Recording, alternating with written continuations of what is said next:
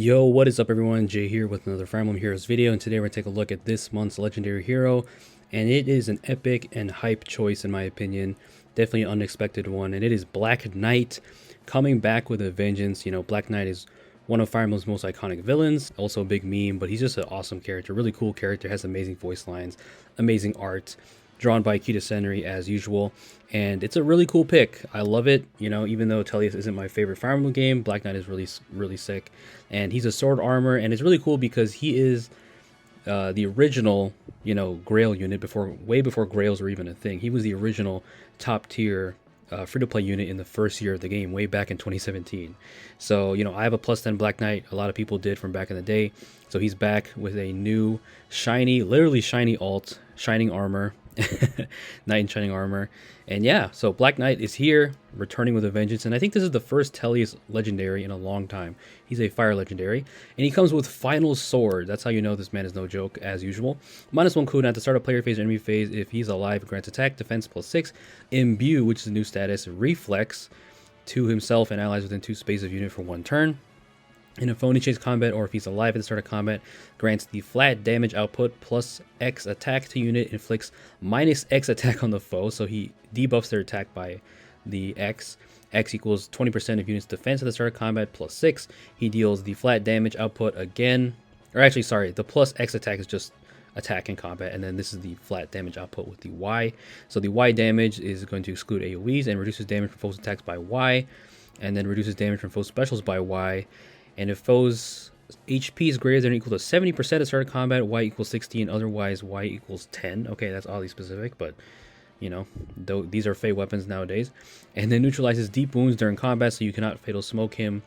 And also, when unit special triggers, he negates damage reduction piercing. So Imbue reduces the effect of deep wounds on unit by 50% during combat and restores 40% of unit's maximum HP as unit combat begins for 1 turn. Wow! So he has Breath of Life kind of like built into this a little bit. It's 40% of his HP, which can definitely be game saving. So that's really good. And then triggers after effects that deal damage as combat begins. Only highest value applied, does not stack. Reflex reduces damage from the foe's first attack by 7 during combat, including the brave hits. And unit's next attack deals damage equal to the total damage reduced from foe's first attack. So this is the damage reflection, which is very strong. Any kind of unit that has this has kind of an upper hand because you can just retaliate with an even stronger hit. So that's really cool. So reflex and imbue, even though they're not brand new effects, they are, you know, new labels. So imbue, you know, stops fatal smoke, and the HP healing is new, I'm pretty sure. And then reflex, you know, it gives you damage reduction, but it also gives you damage reflection, which is really cool. So he gives this to his allies as well, as you'd expect from a modern unit. So yeah, that's an amazing weapon. Then he comes with Pitch Dark Luna. So of course, you know, his classic Black Luna, this is going to be a new version. This is 3 cooldown. When special triggers, boost damage by 80% of the greater of foe's speed or defense. And then he also has null counter disrupt built in and reduces damage from attacks by X percentage during combat. X equals 50 minus the special cooldown count value times 10.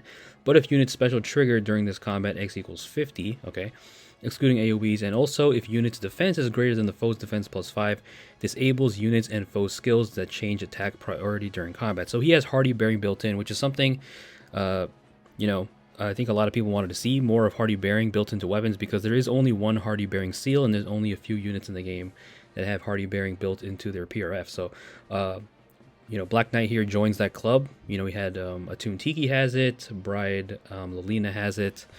There might be one or two others that I can't think of right now. But yeah, Black Knight joins the club of the rare Hardy Bearing built in. So that's really good, because now he stops Desperation, and he also stops Vantage. So that's really good. So Pitch Dark Luna is going to give you that, you know, massive damage, gives you the null counter disrupt, gives you more damage reduction, gives you Hardy Bearing, and you already have the damage reduction piercing from his weapon. So, right? Yeah, he does. Yeah, so I know that's one thing that Black Knight would have loved to have in his special, because as power creep went on, you know, his Black Luna, while it can hit hard, it was stopped by damage reduction piercing, or damage reduction should I say. So now he has the piercing effect in his weapon to make up for that.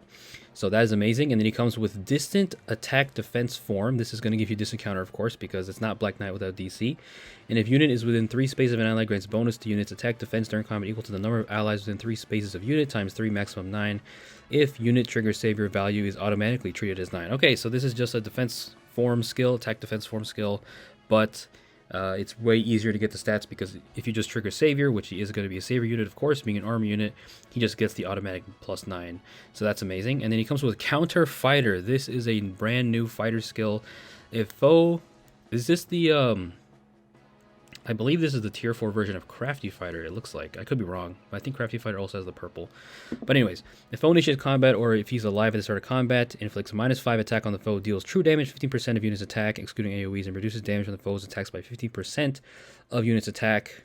Okay, so you get damage reduction, the flat variety, of course, and then restores 7 HP to unit when unit deals damage to foe during combat. And also, if units attack and trigger unit special, grants special cooldown count -2 to unit before foe's first attack during combat. So he gets a special jump, which is going to work great with Pitch Dark Luna, which is going to be a 2 cooldown, so you can immediately trigger it pretty much because he has -1 in his weapon.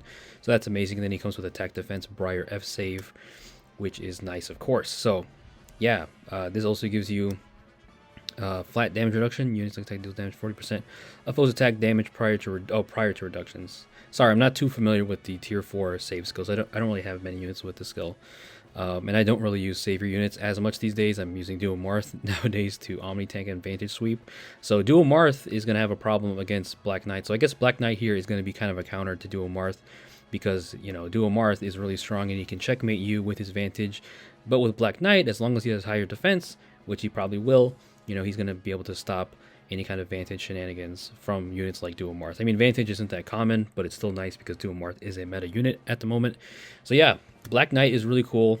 Really strong weapon. You know, Pitch Dark Luna is strong. He has new skills. Really interesting skills for sure. And he also has that Imbue and Reflex status. He's a pair-up legendary, of course, and he's pairing up with Micaiah. And he's going to counter fighter this Nabata Green, take 0 from that, and then say your prayers. Good night, girl. She's gone. So Black Knight's going to be a powerhouse for sure. You're going to have to watch out for him because he gives that unique support. He has amazing tanking capabilities. And he's going to tank Brave Felix, but I'm going to be honest, Brave Felix has kind of fallen off because I think he just doesn't do enough damage against the meta tanks. So he's still very good. You know, he's annoying against squishies, especially with his ability to move around and stuff. And then here is Black Knight tanking Emblem Celica, which isn't the greatest feat because Emblem Celica is susceptible to Hardy Bearing, as many of the Emblem heroes are, so she cannot hit twice. And look at that, she does nothing to him, and look at his sprite, is so cool. He's got like Muspel armor. Well, it kind of looks like fire, but he's got the light shining armor, like I said. So here are the rest of the legendary heroes. We have Mythic Freyr, we have legendary female Lear, we have Vale, a Mythic Vale, legendary male Corrin Hatherin, Dear Dumbleman, Lorather, Nidhogger, Midir, who's a little bit underrated, Yunaka, is that Aided Yunaka, right? Is it Aided? Yeah, I think it's Aided Yunaka, and then Emblem Erica. So pretty nice banner. You have, well, let's look at red. Red is stacked for sure, because of course you have the new hero. You have Black Knight coming back, returning with a vengeance, and you have Emblem Erica, who's one of the best units in the game. Just a ridiculous unit that can hit from 2 spaces away and just retreat and be super, super annoying, and chunk a lot of even the best tanks in the game, like Nidhogger. Even New Year Nidhogger she can take out. Mine has taken out some of them. And then who else is in red? We have Nidhogger. So yeah, red is definitely easily the best color because Nidhogger is still meta, of course. She's really bulky and annoying. Has Dosha status. So Black Knight, Nidhogger, Emblem Erica, amazing color share. And then in blue, you have Freyr, who's still a top tier mythic. I use him on my defense teams a lot. He's always going to be good, at least for the foreseeable future. And Midir is a little bit underrated. He has Slice of a Sparrow, which is a very coveted A skill. So you can get that from him. I think is he green or blue? I think he's blue, right? Am I tripping? I could be wrong, guys. I think he might be green. Hold up, I gotta go back. What color is Midir, dude? I don't remember. Oh yeah, Midir is blue. Okay. Yeah, I'm tripping. Yeah, he is blue. So he's sharing with Freyr. So Freyr, Midir, and then you have Mythic Vale. So not the greatest in blue. Vale is not the greatest mythic. You know, she can be okay with a Scowl, but it's harder to meet res checks nowadays. And Scowl effect has just been overrun by all the special jumping. There's not enough Scowl for the amount of special jumping there is in the preempt pulse and whatnot. So Vale, sadly not that great. So blue is kind of mediocre. And then green, you have the avatars. You got female Legendary Lear, who isn't the greatest. Even when she released, she wasn't even that crazy. Her male counterpart is better than her. And she has nice fodder, you know, attack speed finish in the pledge, which can be good. And then legendary male Corrin, who is, I feel like when he released, he was a little bit underrated, but I never see him. He's very rare, but he can be a decent green armor. And then we have Hatherin, who's still one of the best units in the game, in my opinion. You know, super bulky unit. Even though we have units like Dual Marth and even stronger threats that could pierce through her. When you don't have those units, she can still be an annoyance, and she, of course, provides Divine Nectar. So green, I think, is a little bit better than blue, I'd say. That's a little tough. And then colorless, we have Dear Dumbleman, amazing unit, bonus doubler support. While it does have its limits, it can be useful for units like Dual Marth and just, your tanks in general, and he hits really hard, has damage reduction, all that stuff. Yunaka's a ridiculous unit. I've definitely lost to her a lot in 8th raids. Not a lot, but a good amount. She's really annoying. And then you have Larather, who is also annoying for his assigned decoy on the enemy. So I'd say red is easily the best color. Colorless is the second best. And then green and blue are kind of a toss-up. I feel like they're almost around the same value.